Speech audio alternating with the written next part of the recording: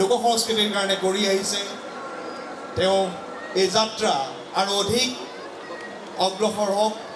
অগ্ৰগামী হওক তাৰে আমি কামনা কৰিছোঁ মই মানপত্ৰখনো প্ৰদান কৰিবৰ কাৰণে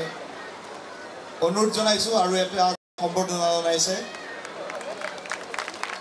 আৰু এয়া মানপত্ৰ আমি যুৱসূত্ৰ পৰিয়ালৰ হৈ তেখেতক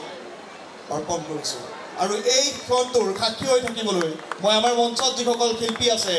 তেওঁলোকক মই অনুৰোধ জনাইছোঁ মই সকলোকে অনুৰোধ জনাইছোঁ যুৱসূত্ৰ পৰিয়ালৰ সদস্যসকল সকলো এবাৰ মঞ্চলৈ আহিবলৈ মই অনুৰোধ জনাইছোঁ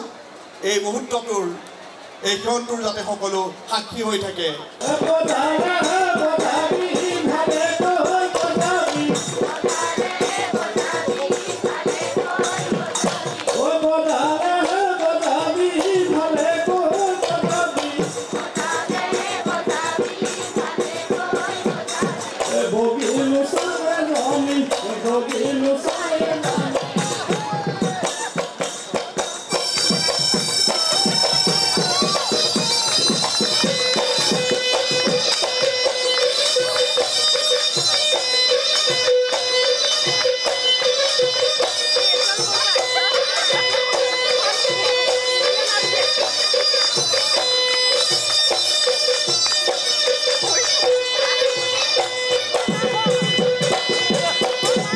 বিশেষকৈ অনুষ্ঠানটো মই ধন্যবাদ জনাইছোঁ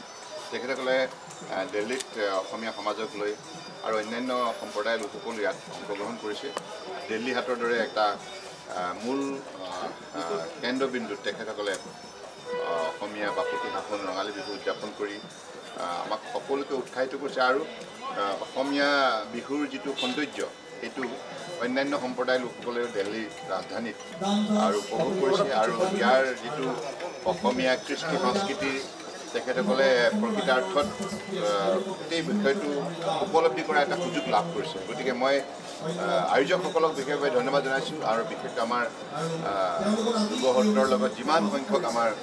বিশিষ্ট ব্যক্তি দিল্লীত অসমীয়া সমাজ জড়িত আছে সকলোকে মই আন্তৰিক কৃতজ্ঞতা জ্ঞাপন কৰিছোঁ